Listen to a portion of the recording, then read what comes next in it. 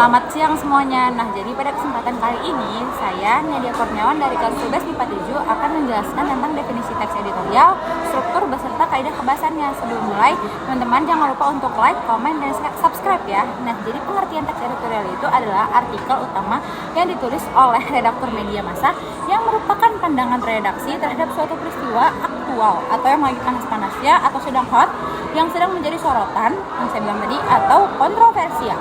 Nah, di media massa, teks editorial juga biasa disebut sebagai tajuk rencana.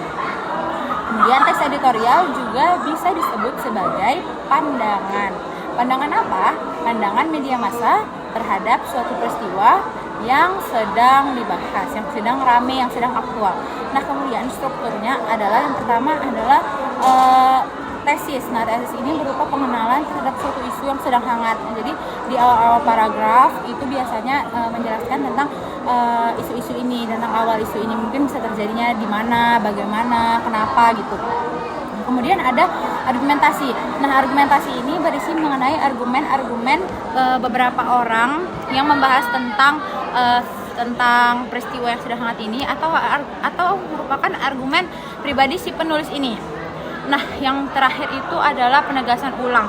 Penegasan ulang itu adalah bagaimana si penulis menyampaikan lagi pesan yang sebenarnya sudah disampaikan di bagian di bagian tesis dan argumentasi, cuma di sini lebih ditegaskan kembali.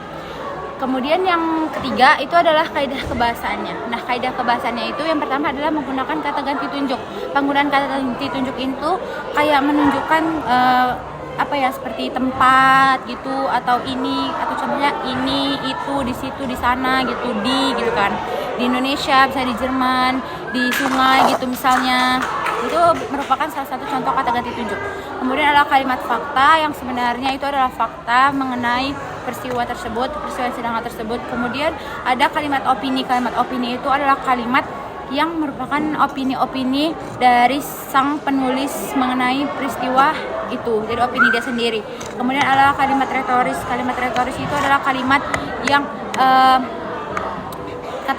kalimat tanya yang tidak memerlukan jawaban. Kemudian ada kalimat kosakata populer, yaitu kosakata, karena kan ini kan berhubungan dengan peristiwa yang sedang hangat, yang sedang populer, yang sedang viral. Jadi biasanya di teks-teks yang hangat itu ada kosakata-kosakata yang viral, yang populer digunakan orang-orang pada zaman sekarang, yang tujuannya adalah agar pembaca lebih mengerti maksud dari si penulis teks. Kemudian adalah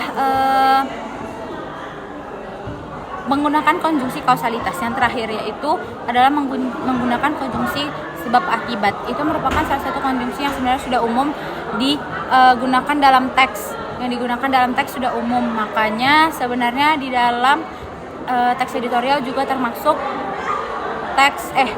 konjungsi kausalitas. Nah, itu saja mengenai teks editorial yang Nadia bisa jelaskan kepada teman-teman sekalian. Semoga teman-teman sekalian lebih mengerti mengenai teks editorial setelah melihat video ini. Assalamualaikum warahmatullahi wabarakatuh. Hope it helps. Dadah.